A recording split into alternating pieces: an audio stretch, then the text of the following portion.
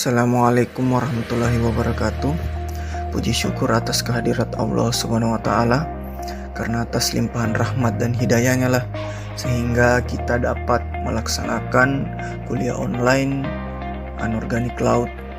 Sebelumnya saya juga berterima kasih kepada dosen penampu mata kuliah Anorganik Laut, dan saya mengucapkan selamat menunaikan ibadah puasa bagi yang menjalankannya, dan semoga kita selalu sehat walafiat. Untuk itu saya sendiri Muhammad Fatir Hashim akan menjelaskan materi mengenai Lektur 7 yang berjudul Kehidupan di Lautan, Produktivitas Utama dan Respirasi. Produktivitas perairan merupakan laju penambatan atau penyimpanan energi oleh komunitas autotrof di dalam sebuah ekosistem perairan. Produktivitas ini sendiri terdiri dari dua macam. Yang pertama, produktivitas primer dan produktivitas sekunder. Namun di sini kita akan menjelaskan mengenai produktivitas primer. Lalu ada dua pendapat yang menyimpulkan bahwa apa definisi dari produktivitas primer.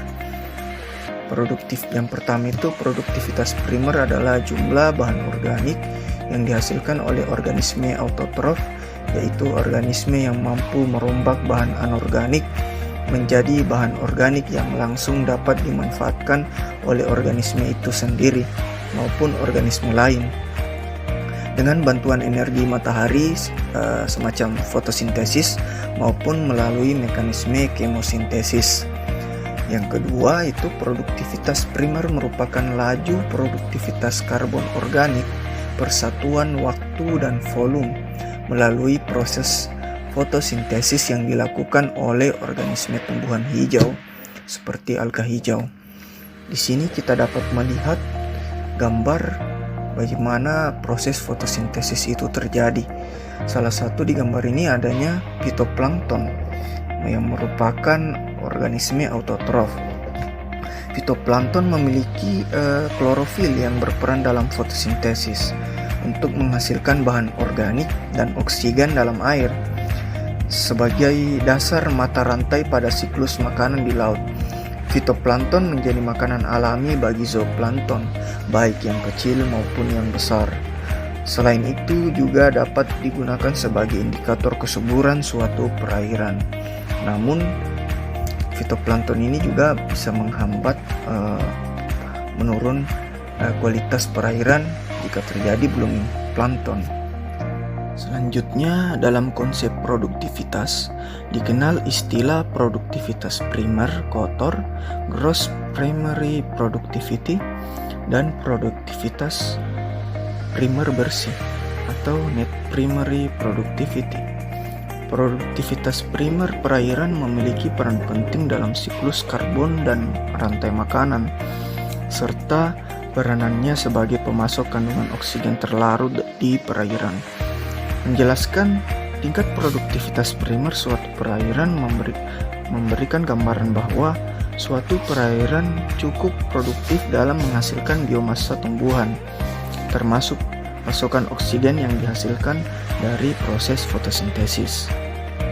Dengan tersedianya biomasa tumbuhan dan oksigen yang cukup dapat mendukung perkembangan ekosistem perairan. Namun di sini apa itu produktivitas primer?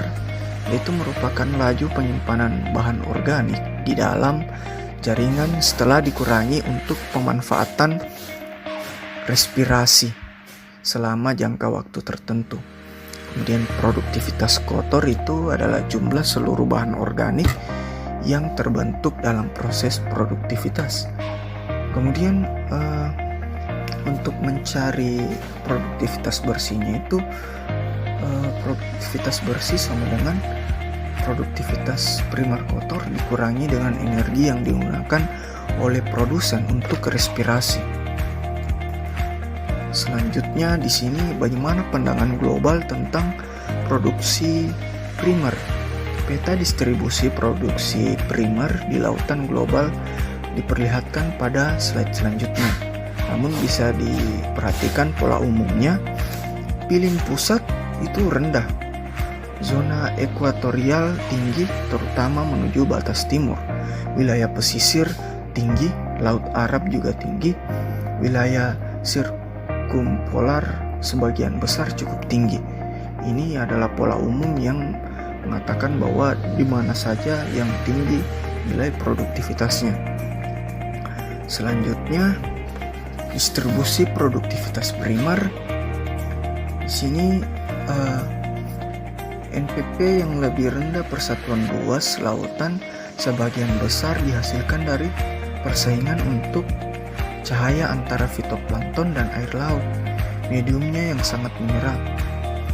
Hanya sekitar 7% dari insiden radiasi sebagai radiasi aktif fotosintesis atau disingkat PAR diserap oleh fitoplankton, dengan sisanya diserap oleh air dan bahan organik terlarut. Sebaliknya, tanaman darat menyerap lebih besar, yaitu sekitar 31% dari insiden PAR di darat.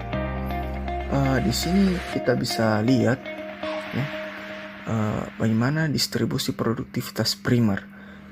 Jadi analisis citra satelit menunjukkan bahwa nilai produktivitas primer lebih tinggi berada di sekitar perairan yang dekat dengan daratan dan semakin rendah ke arah laut lepas.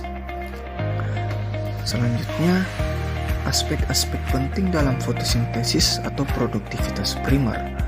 Pasokan energinya bisa dilihat dari gelombang energi cahaya yang diabsorpsi air dan klorofil itu berkisar 350-710 nanometer yang dikatakan tadi PAR ya, atau fotosintesis active radiation.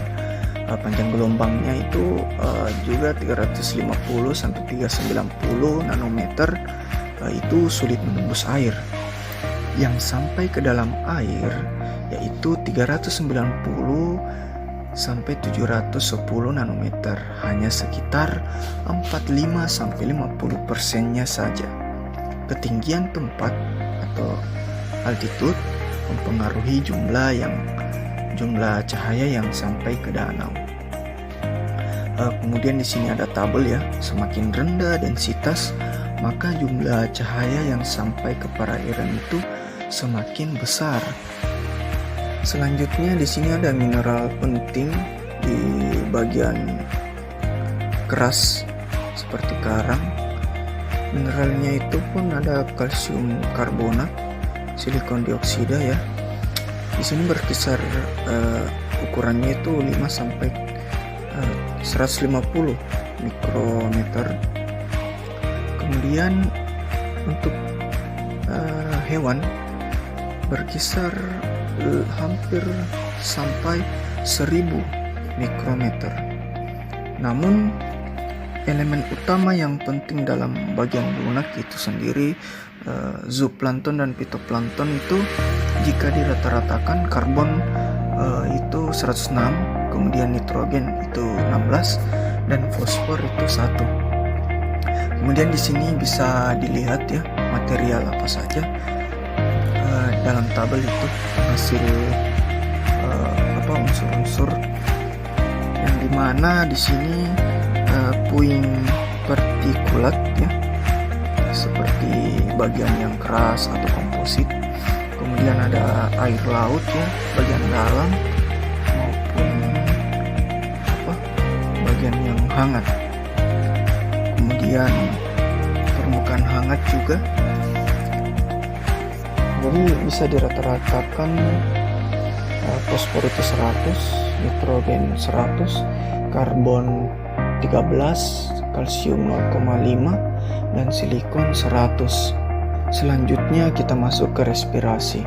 Apa itu respirasi? Respirasi adalah proses pembebasan energi kimia di dalam tubuh organisme melalui reaksi oksidasi pada molekul organik.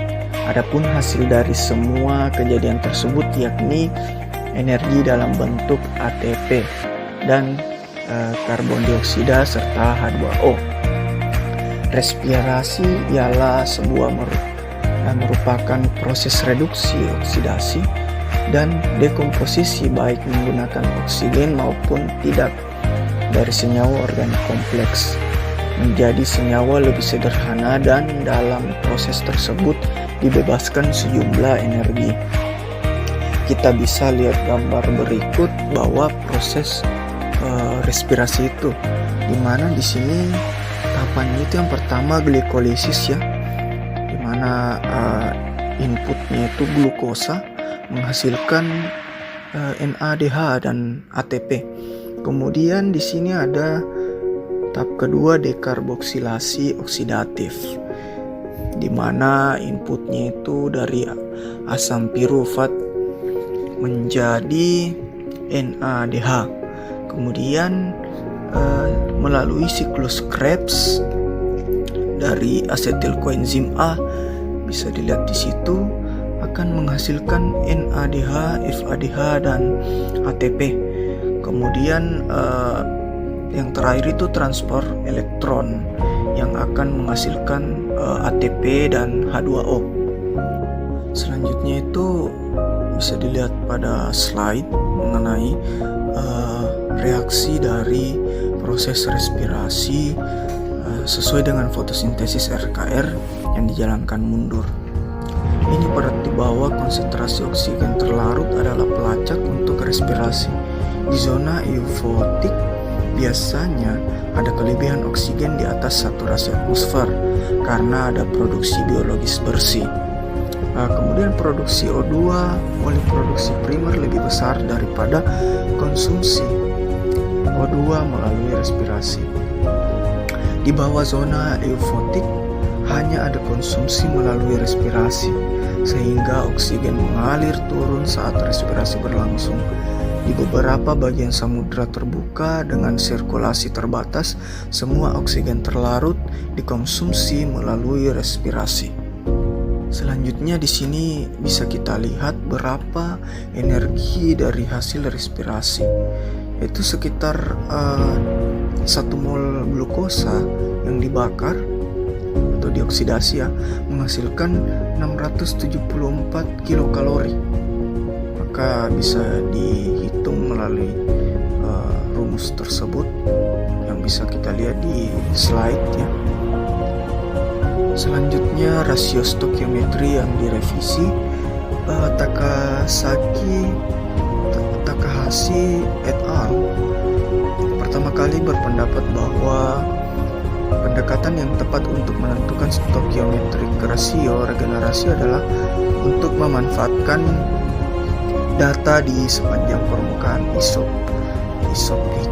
Nah, mereka menemukan bahwa stokiometri rasio bervariasi untuk lokasi yang berbeda di Samudra Atlantik dan Samudra Hindia.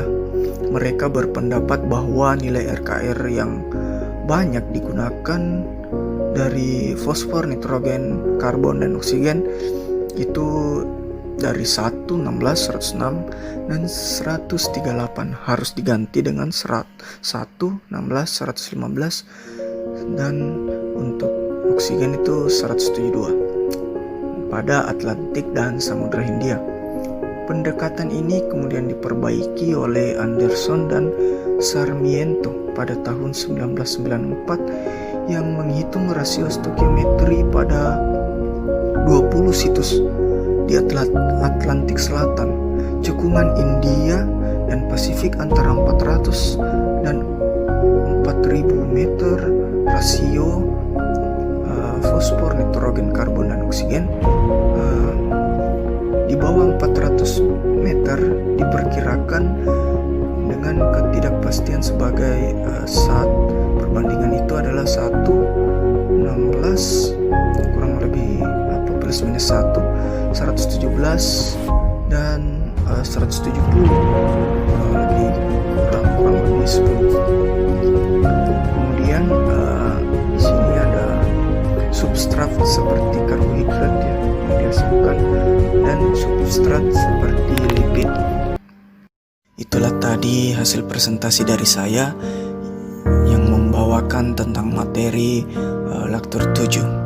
Kemudian saya mohon maaf jikalau ada salah-salah kata dan kekurangan lainnya pada video ini. Dan saya mengucapkan kepada teman-teman serta dosen penampu mata kuliah Anorganik Laut, mungkin cukup saya ucapkan terima kasih dan saya tutup dengan Assalamualaikum warahmatullahi wabarakatuh.